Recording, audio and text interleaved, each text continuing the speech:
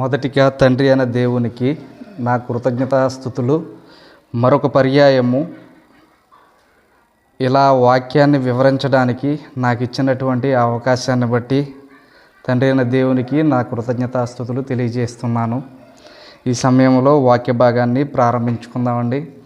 ఈ దినము మనం ఆలోచన చేస్తున్నటువంటి అంశము చెప్పమన్నాడు నాతో చెప్పుతున్నాను మీతో అనే అంశాన్ని చెప్పాలని ఆశపడుతున్నాను. ఈ అంశం ఎందుకు చెప్పాలి అని అనుకుంటున్నాను అని అంటే, మా బాబాయ్ గారు ఒక ఆయన ఉన్నారండి. ఆయన నేను మాట్లాడుకున్నప్పుడు భీమవరం దగ్గర ఉండి అనే గ్రామం ఉంది. ఆ ఉండి అనే గ్రామంలో ఒక 10 సంవత్సరాల క్రితం అంట ఒక పెద్ద ఆవిడ, అంటే వృద్ధాప్యంలో ఉన్నటువంటి ఒక పెద్ద ఆవిడ అన్నదంట, ఆవిడ అందరికీ సువార్త చెప్పుకుంటూ వెళ్తుందంట. ఆయన ఆవిడతో మాట్లాడినప్పుడు ఆవిడ అందంట, ఎందుకమ్మా నువ్వు సువార్త చెప్తున్నావు, చాలామంది ఉన్నారు కదా ఇక్కడ చెప్పడానికి ఈ ఊరిలో, నువ్వు ఎందుకు చెబుతున్నావు అని అడిగితే ఆవిడ అన్నదంట, చెప్పమన్నాడు నాతో చెప్పిపోతున్నా మీతో అన్నదంటండి. ఆవిడ ఏమన్నదండి? చెప్పమన్నాడు నాతో చెప్పిపోతున్నా మీతో. అప్పుడు ఆయనతో అన్నాను, అబ్బా టైటిల్ బాగుంది బాబాయ్, నేను ఒకసారి దాని మీద ఒక మెసేజ్ నేను చెప్పాలనుకుంటున్నాను. అయితే మంచిగా చెప్పింది ఆవిడ, చెప్పమన్నాడు నాతో చెప్తున్నాను మీతో అని. చెప్పిపోతున్నా మీతో అంటే ఆవిడ అక్కడ ఉండదండి, వేరే ప్రాంతం నుంచి వచ్చి ఆవిడ చెప్పి వెళ్ళిపోతూ ఉంటుంది అన్నమాట. అలా చెబుతుంది. అయితే ఇప్పుడు ఈ అంశాన్నే తీసుకుని ఎందుకు చెప్పాలి అని అనుకుంటున్నాను అని అంటే, దేవుడు ఆయా కాలాలలో వ్యక్తులకంటండి చెప్పాడంట, నేను ఇది చెబుతున్నాను, ఇది మీరు చేస్తే మీకు మంచి ప్రతిఫలం ఇస్తా, చెయ్యకపోతే ఏం చేస్తానో అనేది కూడా దేవుడు చెప్పేవాడండి. అలా చెబితే విన్నవారికి, విని చేసిన వారికి, చెప్పింది చెప్పినట్లుగా చేసిన వారికి దేవుడు ఏం జరిగించాడు, చెప్పింది చెప్పినట్లుగా జరిగించని వారికి ఏం చేశాడు అనేది, వారు ఏం చేశారో ఏమి చెయ్యలేదో దేవుడు చెప్పినట్లుగానే వారికి ఏం చేశాడో బైబిల్లో రాయబడిందండి. అయితే కొంతమంది విన్నారు, కొంతమంది వినలేదు. వినని వారి గూర్చి, విన్నవారి గూర్చి ఇప్పుడు దేవుడు నాతో చెప్పమన్నాడు, మీతో చెబుతున్నాను. ఇప్పుడు నాతో చెప్పమన్నాడండి, ఆ విషయాన్ని మీతో చెబుతున్నాను. ఏం చెప్పమన్నాడు అని ఆలోచన చేస్తే, దేవుడు ముందు ఎవరితో చెప్పాడు, ఎలా చెప్పాడు అనేది ఆలోచన చేద్దాం. హెబ్రీయులకు రాసిన పత్రిక 1వ అధ్యాయము 1వ వచనం చదువుకుంటే, పూర్వకాలమందు నానా సమయములలో నానా విధములుగాను ప్రవక్తల ద్వారా మన పితరులతో మాట్లాడిన దేవుడు. ఎవరితో మాట్లాడాడంటండి? ప్రవక్తలతో ముందు మాట్లాడాడంట దేవుడు. ఆ ప్రవక్తలు వెళ్ళి పితరులకు చెప్పేవారు. ప్రవక్తల ద్వారా పితరులతో మాట్లాడిన దేవుడు. అవునండి. ఒకటి ఏం చెప్పాడు అని అంటే, ప్రవక్తలతో చెప్పాడు, వెళ్ళి పితరులకి చెప్పమన్నాడు. ఆ పితరులకు చెప్పినప్పుడు పితరులు వింటే ఒకటి జరుగుతుంది, వినకపోతే ఒకటి జరుగుతుంది. అవునండి. అలాగే ధర్మశాస్త్రం ఇప్పుడు పితరుల యుగంలో చూసాము, ఇప్పుడు ధర్మశాస్త్ర యుగంలో కూడా చూద్దాము. నిర్గమకాండము 12వ అధ్యాయము 1వ వచనం చదివితే, ఇది ముందంతా పితరుల యుగంలో పితరులకు చెప్పారని కొంతమందికి చెప్పారు. ఎగ్జాంపుల్కి మీకు ఒక వచనమే చూపించాను. అలాగే ధర్మశాస్త్రంలో ఉన్నటువంటి మోషే గారికి చెప్పాడు, సర్వ సమాజానికి చెప్పమని చెప్పాడు. ముందు చెప్పింది ఒక్కొక్కరికి, పితరులకు మాత్రమే, ఒక్కొక్కరికి సంబంధించిందండి. ఇప్పుడు సర్వ సమాజానికి ఏం చెప్పాడు? 12:1 చదవండి. నిర్గమకాండం. మోషే అహరోనులు ఐగుప్తు దేశంలో ఉండగా యెహోవా వారితో ఎలాగూ సెలవిచ్చెను, నెలలో ఈ నెల మీకు మొదటిది, ఇది మీ సంవత్సరమునకు మొదటి నెల, మీరు ఇశ్రాయేలీయుల సర్వ సమాజముతో ఈ నెల దశమి నాడు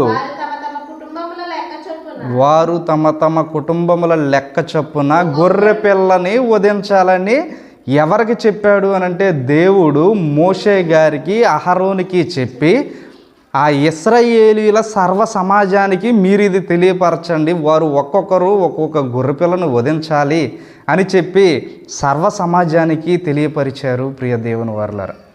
అలాగే క్రొత్త నిబంధనలో క్రీస్తు ప్రభువు కూడా ఏం చెప్పాడు అనేది చూద్దాం. మత్తయి సువార్త యోహాను సువార్త 7వ అధ్యాయము 16వ వచనం.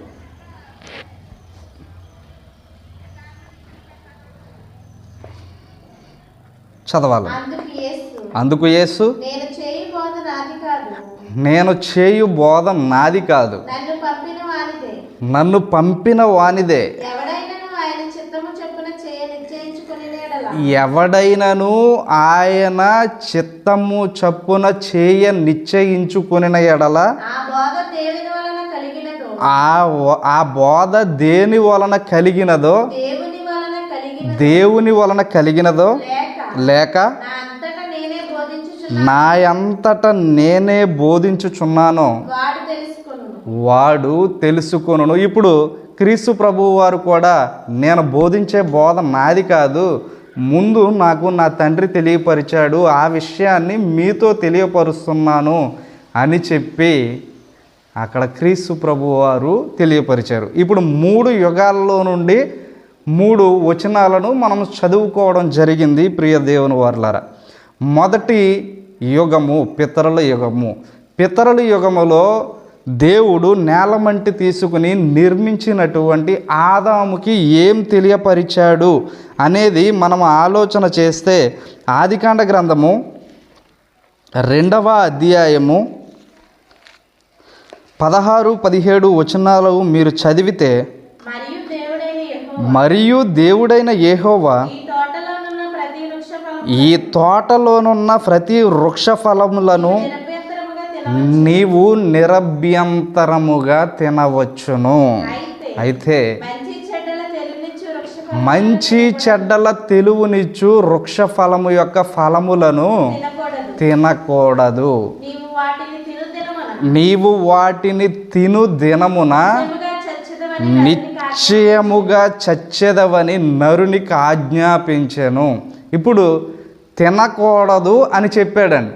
తింటే ఏం జరుగుతుందో కూడా చెప్పాడు. తింటే ఏం జరుగుతుంది అని అంటే నిశ్చయముగా చచ్చెదవని చెప్పాడు. 3వ అధ్యాయంలో ఇప్పుడు ఏం జరుగుతుంది అనంటే అపవాది అయిన సాతాను సర్పము ఎలా వచ్చింది అనంటే అవ్వతో, ఇది నిజమా, దేవుడు మీరు ఏ పండ్లనైనా తినకూడదు అని ఆజ్ఞాపించాడా అని అడిగినప్పుడు ఆవిడ అవును అని చెప్పినప్పుడు, తినొచ్చు, తింటే మీరు దేవదూతలను పోలి ఉంటారు అని ఆయన చెప్పినప్పుడు ఏం జరుగుతుందో మీకు తెలుసు ప్రియ దేవుని వారలారా. ఏం జరిగింది అనంటే మొదట ఆదాము తినలేదు కానీ అని తిమోతి పత్రిక 2వ అధ్యాయము 13వ వచనం దగ్గర నుంచి ఉంటుందండి. ఇప్పుడు మీరు అది చదవవసరం లేదు, కానీ అయితే ఆదాము తినలేదు మొదట అని చూసాము. కానీ ఎవరు తిన్నారు అని అంటే మళ్ళీ ఆదికాండ గ్రంథంలోకి వచ్చేస్తే అదే అధ్యాయాల దగ్గర అవ్వ తిని ఆదాము గారికి ఇచ్చింది. ఆదాము గారికి ఇచ్చినప్పుడు ఆదాము సాతాను అడిగినప్పుడు తిననన్న ఆదాము గారు భార్య అడిగిందని తినేసాడండి. భార్య అడిగిందని తినేసాడండి. సరే, దేవుడు వచ్చి అడిగినప్పుడు నేను తిన్నాను, నాది తప్పయిపోయింది అని చెప్పాడంటే ఆ తప్పుని నీవు నాకు ఇచ్చిన ఈ స్త్రీయే తినమని నాకు ఇస్తే నేను తిన్నాను అని అంటాడండి. నేను తినొద్దని చెప్పిన దానిని నీవు తిన్నావు గనుక అని చెప్పి దేవుడు ఏం తెలియపరుస్తాడు అని ఆలోచన చేస్తే ప్రియ దేవుని వారులారా, అదే ఆదికాండ గ్రంథము 3వ అధ్యాయము 17 నుంచి చదివితే, ఆయన ఆదాముతో నీవు నీ భార్య మాట విని తినవద్దని నేను నీకు ఆజ్ఞాపించిన వృక్ష ఫలము తింటివి గనుక నీ నిమిత్తము నేల శపింపబడి ఉన్నది, ప్రయాసముతోనే నీవు బ్రతుకుదువు, బ్రతుకు దినములన్నీయు దాని పంట తిందువు, అది ముండ్ల తుప్పలను గచ్చ పొదలను నీకు మొలిపించును. ఇవన్నీ చెప్పి ఆదాము గారిని ఆ ఏదేను తోట నుండి గెంటి వేస్తాడు. ప్రియ దేవుని వర్లారా, తింటే ఇంకా మిగిలిన తోట చెట్లలో ఫలములు, ఆ తోటలో ఉన్న చెట్ల ఫలములు ఏదైనా తినొచ్చు, ఒకే ఒక చెట్టు పండు తినకూడదు. అవునా అండి? ఒకే ఒక చెట్టు పండు తినకూడదు. తింటే ఏమవుతుంది అని అంటే నిశ్చయముగా చేస్తావు.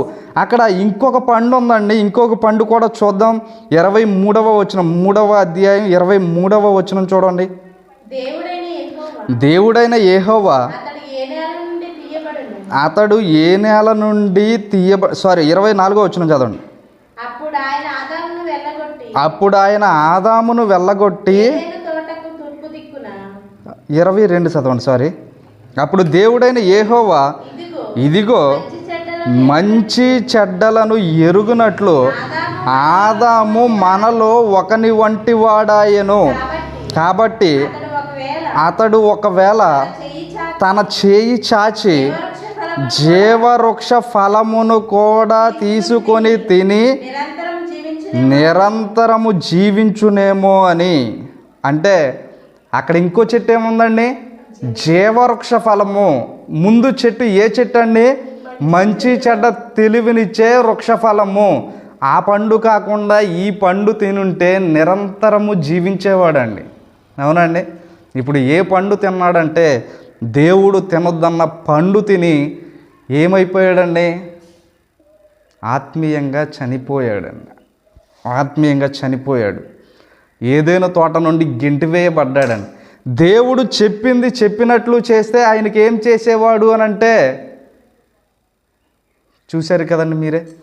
ఆ జీవవృక్ష ఫలము తింటే నిరంతరము జీవించేవాడు. జీవించే స్థితిని కోల్పోయాడు. ప్రియ దేవుని వారులారా, ఈయన చెప్పింది చెప్పినట్లుగా చేశాడా అంటే లేదండి. అవునండి? మరొక వ్యక్తిని చూసుకుంటే నోవాహు గురించి చూద్దాము. నోవాహు గారి గురించి ఆదికాండ గ్రంథము, పితరుల యుగంలోనే చూస్తున్నామండి. ఆదికాండ గ్రంథము 6వ అధ్యాయము చూస్తే 6 నుంచి తాను భూమి మీద నరులను చేసినందుకు యెహోవా సంతాపము నుండి తన హృదయములో నొచ్చుకొనెను. అప్పుడు యెహోవా నేను సృజించిన నరులతో కూడా జంతువులను, పురుగులను, ఆకాశ పక్షులను భూమి మీద నుండకుండా తుడిచివేయుదును. ఎందుకు తుడిచివేస్తాను అంటున్నాడంటే ముందు వారికి ఏమైనా హెచ్చరిక చేశాడా అంటే చేశాడండి. మీరున్న ప్రదేశం అంతా ఇలా విస్తరించిపోయింది, పాపముతో ఉంది, మీరు ఆ పాపాన్ని విడిచిపెట్టాలి అని చెప్పాడండి. చూడండి 3వ వచనం చదవండి. అప్పుడు యెహోవా నా ఆత్మ నరులతో ఎల్లప్పుడూ వాదించదు, వారు తమ అక్రమ విషయంలో నరమాతృలై ఉన్నారు. సరిపోతుందండి, నరమాతృలై ఉన్నారు. నా ఆత్మ నరులతో ఎల్లప్పుడూ వాదించదు అంటే ఎన్నిసార్లు వాదించాడండి ఆయన? వాదించాడండి. వాదించినా కానీ వారు విన్నారా అంటే వినలేదు. వినకపోతే ఇప్పుడు ఇంకా మరలా కొన్ని వచనాలను చూద్దాం. పేతురు మొదటి పత్రిక 3వ అధ్యాయము 19 నుంచి చదివితే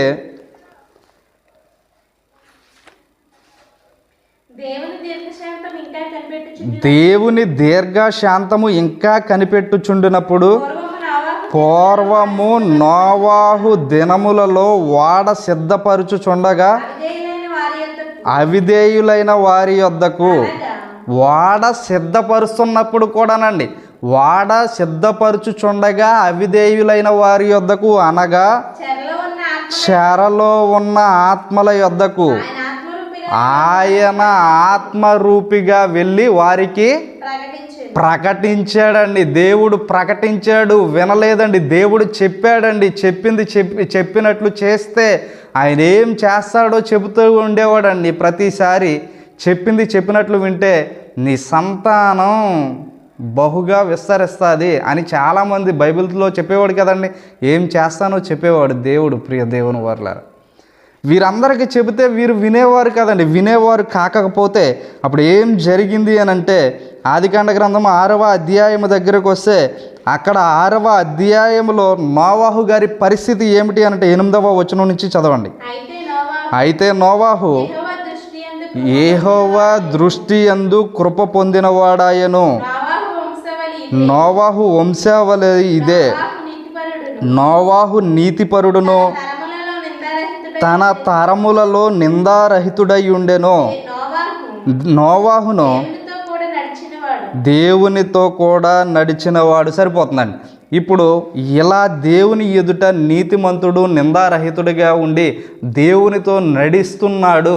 దేవుడు అనేకులను నడవమని చెబితే నోవాహు మాత్రమే నీతిపరుడు, నిందారహితుడిగా ఉండి దేవునితో నడిచాడండి. ఇంకెవరు నడవలేకపోయారు అని అంటే మిగిలిన జనాంగం ఎవరు నడవలేకపోయారు. ప్రియ దేవుని వారలారా, నడవలేనప్పుడు అప్పుడు దేవుడు నోవాహు గారితో ఏం తెలియపరిచాడు అని అంటే 13వ వచనం నుంచి చదవండి. దేవుడు నోవాహుతో సమస్త శరీరుల మూలముగా భూమి బలత్కారముతో నిండి ఉన్నది గనుక నా సన్నిధిని వారి అంతము వచ్చి ఉన్నది. ఎవరి అంతమండి? ముందే చదివారు కదా మీరు 6, 7 వచనాలలో. భూమి మీద ఉన్నటువంటి మానవులు, జీవులు, సమస్త జీవరాశులు, అవునండి, మీరు అందరి గురించి చదివారు. అప్పుడు బలాత్కారంతో వారితో నిండి ఉంది గనుక నా సన్నిధిని వారి అంతము వచ్చి ఉన్నది. ఇదిగో వారిని భూమితో కూడా నాశనము చేయుదును అని చెప్పి నోవాహు గారితో ఏం చెబుతాడు అని అంటే, చితి సారకపు మ్రానుతో నీ కొరకు ఓడను చేసుకొనము, అరలతో వాటిని చేసుకొనము అని చెప్పినప్పుడు నోవాహు గారు దేవుడు చెప్పినట్లు చేశాడా, చెప్పినట్లుగా చేయకుండా ఉన్నాడా అని అంటే చూద్దామండి. 21వ వచనం చదవండి.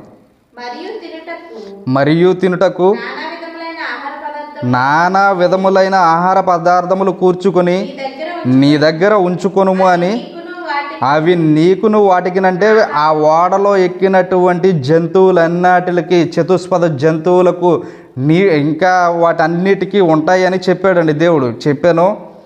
నోవాహు అట్లు చేశానంటే దోషులు కాదండి. దేవుడు పైన చెప్పాడు చూడండి. ఈ 13వ వచనం నుంచి 21వ వచనం వరకు దేవుడు చెప్పాడు చూడండి. దేవుడు చెప్పినట్లుగా నోవాహు గారు చేశారు. ప్రియ దేవుని వారలారా, నోవాహు గారు చేసినందుకు ఏం జరిగిందో తెలుసండి? ఏం జరిగిందో తెలుసా? ఇప్పుడు మరలా పేతురు రాసినటువంటి పత్రిక, మొదటి పత్రిక దగ్గరికి వచ్చేయండి. 3వ అధ్యాయము 19 నుంచి మరొక పర్యాయము చదవండి. దేవుడు దీర్ఘశాంతము ఇంకను కనిపెట్టుచుండినప్పుడు పూర్వము నోవాహు దినములలో వాడ సిద్ధపరచబడుచుండగా అవిధేయులైన వారి యొద్దకు, అనగా చెరలో ఉన్న ఆత్మల యొద్దకు ఆయన ఆత్మరూపిగానే వెళ్ళి వారికి ప్రకటించెను. ఆ వాడలో కొందరు, అనగా 8 మంది నీటి ద్వారా రక్షణ పొందిరి. సరిపోతుందండి. ఎంతమంది రక్షణ పొందారంటండి? 8 మంది. ఎవరు అని అంటే నోవాహు గారి భార్య, 3 కుమారులు, 3 కోడళ్ళు. అవునండి, మొత్తం ఎంతమంది అండి? 8 మంది. వారితో ఉన్నటువంటి ఆ పశువులు అన్నీ కూడా బ్రతికింపబడ్డాయి. వీరు రక్షణ పొందారండి. అవునండి. అట్లు చేశాను. నోవాహు అట్లు చేశానంటే దేవుడు చెప్పినట్లుగా చేశాడండి. చెప్పినట్లుగా చేసినప్పుడు ఉపయోగం ఏమిటి అని అంటే బ్రతికింపబడ్డాడండి. ఆయన కుటుంబం బ్రతికింపబడిందండి. సరే, ఇప్పుడు నోవాహు గారి గురించి చెప్పుకుంటున్నాం కాబట్టి నోవాహు గారిని చాలామంది ఏమంటారో తెలుసా అండి, మా ఇంట్లో నేను వెళ్ళకపోయినా మా అమ్మ చర్చికి వెళ్తుంది, లేకపోతే మా నాన్నగారు వెళుతున్నారు గనుక వారి వలన మేము కూడా రక్షింపబడతాము అని అనుకుంటున్నారండి అందరూ. నోవాహును బట్టి నోవాహు కుటుంబము బ్రతికింపబడిందా, రక్షింపబడ్డారా, లేకపోతే ఎవరి నీతిని బట్టి వారే రక్షింపబడ్డారా అని ఆలోచన చేస్తే ఎవరి నీతిని బట్టి వారే రక్షింపబడ్డారా లేక నోవాహును బట్టి రక్షింపబడ్డారా ఇప్పుడు చూద్దామండి. యెహెజ్కేలు గ్రంథము 14వ అధ్యాయము 14వ వచనం చదవండి. నోవాహును, దానియేలును, యోబును ఈ ముగ్గురు అట్టి దేశములో ఉండినను వారు తమ నీతి చేత తమ్మును మాత్రమే రక్షించుకొందురు. ఇదే ప్రభువగు యెహోవా వాక్కు. తమ నీతి చేత తమ్మును మాత్రమే రక్షించుకుంటారంటే మొత్తం కుటుంబాన్ని రక్షిస్తారని ఉందా అండి, లేకపోతే వారిని మాత్రమే రక్షించుకుంటారని ఉందా? వారిని మాత్రమే, ఇంకా ఆధారం ఏమి లేదా అని అంటే ఇంకా ఉన్నాయి. ఇంకా వచనాలు చూద్దాం. చూడండి 18వ వచనం కూడా చదవండి. ఈ ముగ్గురును దానిలో, ఏ ముగ్గురు అంటే పైన చెప్పుకున్నాం కదండి, నోవాహు, దానియేలు, యోబు. ఈ ముగ్గురును దానిలో ఉన్నను నా జీవము తోడు వారు తమ్మును మాత్రమే రక్షించుకుందురు గాని కుమారులనైనను కుమార్తెలనైనను రక్షింపజాలకుందురు. 20వ వచనం కూడా చదవండి. నోవాహును, దానియేలును, యోబును ఈ ముగ్గురు దానిలో ఉన్నను నా జీవము తోడు వారు తమ నీతి చేత తమ్మును మాత్రమే రక్షించుకుందురు గాని కుమారునైనను కుమార్తెనైనను రక్షింపజాలకుందురు. ఇప్పుడు నోవాహు గారి కుటుంబం నోవాహు గారిని బట్టి రక్షింపబడిందా, ఎవరి నీతిని బట్టి వారే రక్షింపబడ్డారా అంటే ఎవరి నీతిని బట్టి వారే రక్షింపబడ్డారని. కానీ నోవాహుని దేవుడు ఓడ చేయమన్నాడు. ఓడ చేయడానికి నోవాహు ప్రయాసపడ్డాడు, వారి కుటుంబం కూడా ప్రయాసపడ్డారండి. దేవుడు చెప్పిన మాటలు విన్నారండి.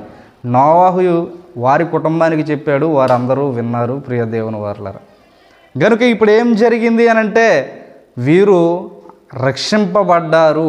అందరూ చనిపోతే వీరు ఇంకా బ్రతికి ఉన్నారు అప్పటికండి. అవునండి, ఆదాము గారు చెప్పినట్లు చేయలేదు, ఆయనకేమొచ్చింది. నోవాహు చెప్పినట్లు చేశాడు, ఆయనకేమొచ్చింది. ఆదాము గారు చెప్పినట్లు చేయకపోవడాన్ని బట్టి ఆత్మీయ స్థితిలో చనిపోయాడండి. నోవాహు గారు చెప్పినట్లు చేయడాన్ని బట్టి జలప్రలయంలో రక్షింపబడ్డాడండి, నీటిలో రక్షింపబడ్డాడు. అవునండి. మరొక వ్యక్తిని చూస్తే అబ్రహాము గారి గురించి. అబ్రహాము గారితో దేవుడు, అబ్రహాము గారు ఉన్నటువంటి ఊరనే కల్దీల పట్టణములో వర్తకముగా మంచి అక్కడ ఉన్నటువంటి పరిస్థితులు బాగున్నాయండి వ్యాపారానికి. భౌగోళికంగా కూడా భూమికి మంచి గిరాకీ ఉంది. కానీ అటువంటి ప్రదేశంలో నుండి అబ్రహాము గారిని దేవుడు బయటికి వచ్చేయమని చెప్పినప్పుడు వచ్చేసాడండి. వచ్చిన తర్వాత ఏం చేస్తానో దేవుడు ముందే చెప్పాడండి. ఎవరైనా నీ సంతానాన్ని లెక్కించగలిగితే, ఇసుక రేణువులు ఎవరన్నా లెక్కిస్తే, ఆకాశ నక్షత్రాలను ఎవరైనా లెక్కిస్తే నీ జనము, నీ సంతానం అంత అవుతారని చెప్పి దేవుడు చెప్పాడండి. దేవుడు చెప్పినట్లుగా అబ్రహాము గారు నడిచారు. నడిస్తే అబ్రహాము గారికి ఏం జరిగిందండి?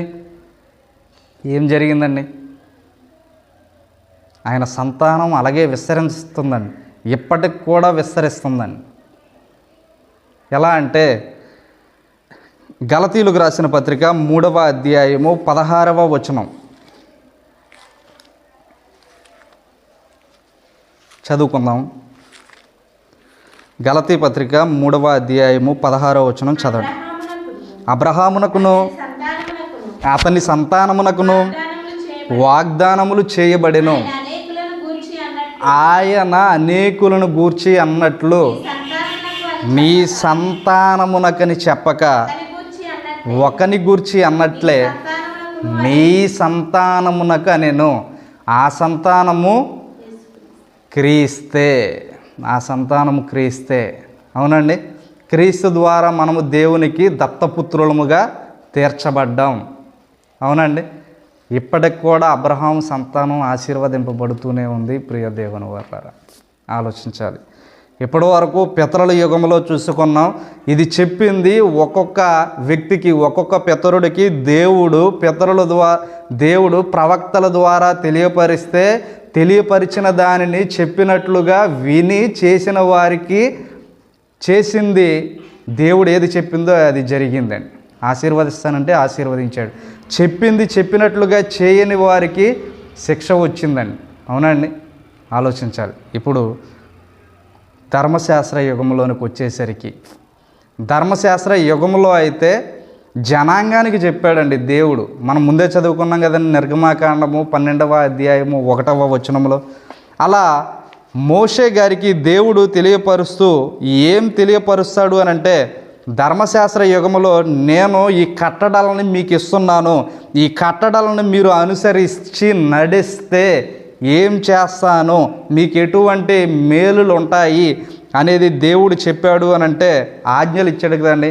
ఆజ్ఞల విషయంలో ద్వితీయోపదేశకాండము 28వ అధ్యాయము 1వ వచనం చదువుకుందాం. నీవు నీ దేవుడైన యెహోవా మాట శ్రద్ధగా విని నేడు నేను నీకు ఆజ్ఞాపించుచున్న నా ఆయన ఆజ్ఞలన్నిటినీ అనుసరించి నడుచుకొనిన ఎడల, ఇప్పుడు అనుసరించి నడుచుకొనిన ఎడల ఏం చేస్తాను అని అంటున్నాడు అని అంటే, అనుసరించి నడిస్తేనని చెప్పింది చెప్పినట్లుగా చేస్తేనంటే నిన్ను తలగా ఉంచుతాను కానీ తోకగా ఉంచను అని చెప్పి అదే అధ్యాయంలో 14-15 వచనాలలో చదువుకుందాం. చదవండి. ద్వితీయోపదేశకాండం 28వ అధ్యాయం 14-15 వచనాలేనండి మీరు చదివేది. చదవండి. అన్యుల దేవతలను అనుసరింపకయు వాటిని పూజింపకయు నుండిన ఎడల నీవు అనుసరించి నడుచుకొనవలెనని నేడు నేను నీకు ఆజ్ఞాపించుచున్న నీ దేవుడైన యెహోవా ఆజ్ఞలను విని వాటిని అనుసరించి గైకొనిన ఎడల యెహోవా నిన్ను తలగా నియమించును గాని తోకగా నియమింపడు. నీవు పైవాడువుగా ఉందువు గాని క్రిందివాడువుగా ఉండవు అని చెప్పి ఆ దేవుడు చెప్పిన ఆజ్ఞలు చెప్పినట్లుగా పాటిస్తే నిన్ను తలగా నియమిస్తాను, నీవు పైవాడిగా ఉంటావు. ఒకవేళ నువ్వు ఆచరించకపోతే నిన్ను తోకగా చేస్తాడు, నిన్ను క్రిందివాడిగా ఉంచుతాడు అని చెప్పి దేవుడు ఏదైతే చెప్పాడో అది చేసే వారిని నిజంగా తలగా నియమించాడు. ప్రియ దేవుని వారులారా, అవునండి. ఇప్పటి వరకు ఏమేమి చూసామండి? పితరుల యుగంలో చూసాము, దేవుడు చెప్పింది చెప్పినట్లుగా చేస్తే.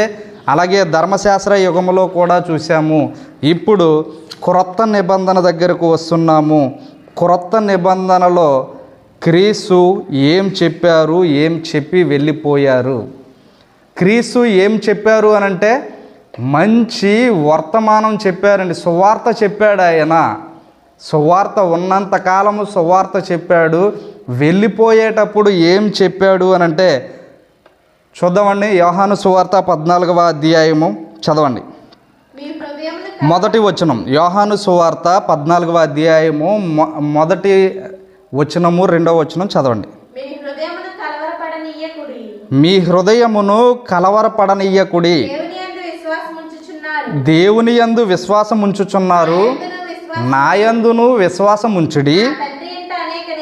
నా తండ్రి ఇంట అనేక నివాస స్థలములు కలవు, లేని ఎడల మీతో చెప్పుదును. మీకు స్థలము సిద్ధపరచడానికి వెళుచున్నాను.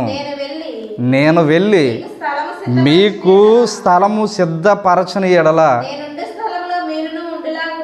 నేను వెళ్ళి మీకు స్థలము సిద్ధపరిస్తే నేను ఉండు స్థలములో మీరు ఉండులాగున మరలా వచ్చి నా యొద్ద నుండుటకు మిమ్మును తీసుకుని పోయేదను. ఎవరిని తీసుకెళ్తాడు అనుకున్నారు? ఇప్పుడు యేసు ప్రభు చెప్పింది చెప్పినట్లుగా చేసిన వారిని తీసుకెళ్ళి ఎక్కడ కూర్చోబెడతాడు అని అంటే తండ్రి పక్కన ఆయన కూర్చున్నాడు. కుడివైపున మనల్ని కూడా స్థలాన్ని సిద్ధపరిచాడంటండి. ఆ స్థలము సిద్ధపరిచిన స్థలములో మనకి స్థలాన్ని ఇస్తాడంటండి, మనల్ని కూర్చోబెడతాడంటండి. ప్రియ దేవుని వారులారా, అవునండి. ఇప్పుడు చెప్పింది చెప్పినట్లుగా చేస్తే, చెప్పింది చెప్పినట్లుగా వింటే ఉపయోగం ఏంటి అని అంటే, క్రీస్తు ప్రభు వచ్చి ఏం చేస్తాడండి? తీసుకువెళతాడు. తీసుకువెళ్ళేటప్పుడు ఆయన వచ్చినప్పుడు కొంతమందిని అడుగుతాడు, అందరినీ అడుగుతాడండి. ఏమని అడుగుతాడంటే, నేను చెప్పింది చెప్పినట్టుగా చేసావా అని అడిగినప్పుడు సమాధానం ఎలా ఉండాలనుకున్నారు? ప్రకటన గ్రంథము 1వ అధ్యాయము 7వ వచనం చదవండి. ఇదిగో ఆయన మేఘారూరుడై వచ్చును, ప్రతి నేత్రము ఆయనను చూచును, ఆయన పొడిచిన వారును చూచెదరు, భూజనులందరూ ఆయనను చూచి రొమ్ము కొట్టుకుందురు. అవును, ఆమేన్. భూజనులందరూ ఆయనను పొడిచిన వారు చూస్తారు, భూజనులందరూ చూస్తారు. ఏమంటారండి? ఆయన చూసి రొమ్ము కొట్టుకుంటారు. అయ్యా, నువ్వు చెప్పావు, నువ్వు వస్తానన్నావు, మేము వినలేదు, మేము నమ్మలేదు. నువ్వు వచ్చి మమ్మల్ని తీసుకెళ్తానన్నావు, కానీ మీరు తీసుకెళ్తారన్నట్టు వినలేదు, మేము మా ఇష్టం వచ్చినట్లే ఉన్నాము అని రొమ్ము కట్టుకుంటే ఉపయోగం ఏమన్నా ఉందండి? ఆ రోజు ఉండదండి, ఏమీ ఉపయోగం ఉండదండి. ఆలోచించాలండి. అందుకనే క్రీస్తు ప్రభు వచ్చి తీసుకెళ్తానన్నాడు. ఆయన ఉన్నప్పుడు చెప్పింది ఏమిటి అని అంటే సువార్త చెప్పాడు. ఆయన వెళ్ళిపోతూ చెప్పింది ఏంటంటే మిమ్మల్ని మరలా తీసుకెళ్ళడానికి వస్తాను అన్నాడు. చెప్పిన ఆయన లేడు, కానీ చెప్పిన సువార్త ఇంకా ఉందండి. ఆ సువార్త చేత పట్టిన మనము ఇప్పుడు ఆ మాట అంటున్నాం. ఏమంటున్నాము అని అంటే, చెప్పమన్నాడు, నీతో చెబుతున్నాను, చెప్పిపోతున్నాను మీతో. చెప్పమన్నాడు మీతో. ఏమని? మరలా వస్తానని చెప్పమన్నాడు. ఆయన ఏం చెయ్యాలో చెప్పమన్నాడు. చెబుతున్నాను. ఆయన వచ్చినప్పుడు రొమ్ము కొట్టుకునే స్థితిలో మీరందరూ ఉండకూడదు, సిద్ధంగా ఉండాలి. అలా ఇప్పుడు ఏం తెలియపరుస్తున్నాడు అని అంటే, క్రొత్త నిబంధనలో ఒక భక్తుడు తెలియపరుస్తున్నాడండి. ఏం తెలియపరుస్తున్నాడో చూద్దామా? కొరింథీయులకు రాసిన మొదటి పత్రిక 9వ అధ్యాయము 16వ వచనం చదువుకుందాం. చెప్పమన్న మాట ఏంటి అని అంటే, ఇప్పుడు చెబుతున్నాడండి, ఆ పౌలు గారు చెబుతున్నారు, నేను సువార్తను ప్రకటించుచున్నాను, నాకు అతిశయ కారణము లేదు. సువార్తను ప్రకటింపవలసిన భారము నా మీద మోపబడి ఉన్నది. అయ్యో, నేను సువార్తను ప్రకటింపపోయిన ఎడల నాకు శ్రమ. సువార్తను ప్రకటిస్తే శ్రమ అండి, ప్రకటించకపోతే శ్రమ. ప్రకటించకపోతే నాకు శ్రమ. నాతో దేవుడు చెప్పాడు, మీతో చెప్పమన్నాడు. ఆ చెప్పమన్న సువార్తనే మీకు చెబుతున్నాను. ఆ సువార్త చెప్పకపోతే నాకు శ్రమ అండి. చెప్పకపోతే, చెబితే కాదు, చెప్పకపోతే శ్రమ. అందుకనే చెప్పమన్న ఆయన ఏది చెప్పమన్నాడో అది మీకు తెలియజేయుచున్నాను. ప్రియ దేవుని వారులారా, చెప్పమన్నాడు, నాతో చెబుతున్నాను మీతో. మీరు వింటే ఓకే, మీరు వినకపోతే మీకు నేను చెప్పకపోతే నాకు నష్టం అండి. పౌలు గారు అన్నారు, నేను సువార్తను ప్రకటించకపోయిన ఎడల నాకు శ్రమ అన్నాడు. అవునా అండి? ఇప్పుడు నేను కూడా ఆయనతో ఏకీభవిస్తున్నాను. ఎవరైతే బోధిస్తున్నారో వారు కూడా ఏకీభవిస్తున్నారు. వినేవారు ఏకీభవిస్తున్నారా లేదా? వినేవారు వింటున్నారా? అయినా మరొక పర్యాయము మీరు వినాలని నేను తెలియపరుస్తున్నాను. మీకు చెప్పకపోతే నాది తప్పండి. దేవుడు నన్ను లెక్క అడుగుతాడంట. మీకు చెప్పిన తర్వాత మీరు విని మారితే మంచిదండి. చూడండి, యెహెజ్కేలు గ్రంథము 33వ అధ్యాయము 7 నుంచి 9 వచనాలు చదువుకుందామండి. యెహెజ్కేలు గ్రంథము 33వ అధ్యాయము 7 నుంచి 9 వచనాలు. నరపుత్రుడా, నేను నిన్ను ఇశ్రాయేలీయులకు కావలివానిగా నియమించి ఉన్నాను గనుక నీవు నా నోటి మాటను విని నాకు ప్రతిగా వారిని హెచ్చరిక చేయవలెను. వారికి చెప్పాలి. నేను చెప్పమన్నాను, నేను ముందే చెప్పాను. ముందే చెప్పినప్పుడు కొంతమంది వినలేదు, వారికి శిక్షలు వచ్చాయి. నేను ముందే చెప్పాను, కొంతమంది విన్నారు, వినిన దానికి వారికి ఆశీర్వాదాలు వచ్చాయి. ఇప్పుడు క్రైస్తవ యుగములో మీతో చెప్పమన్నాడు, చెబుతున్నాను. చదవండి. దుర్మార్గుడా, నీవు నిశ్చయముగా మరణము నొందెదవని. అంటే పాపములో ఉన్న వ్యక్తిని గురించి మాట్లాడుతున్నాడండి. నీవు నిశ్చయముగా మరణము నొందెదవని దుర్మార్గునికి నేను సెలవీయగా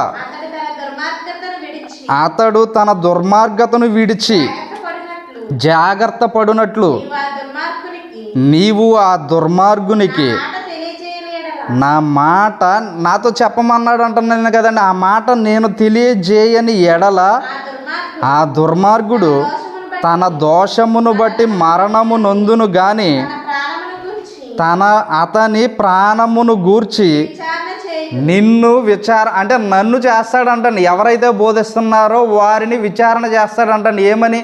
నేను చెప్పమన్నాను, నువ్వు చెప్పావా అని అడుగుతాడంటండి. నేను చెప్పమన్నాను, చెప్పావా అని అడుగుతాడంట. ఇంకా చదవండి.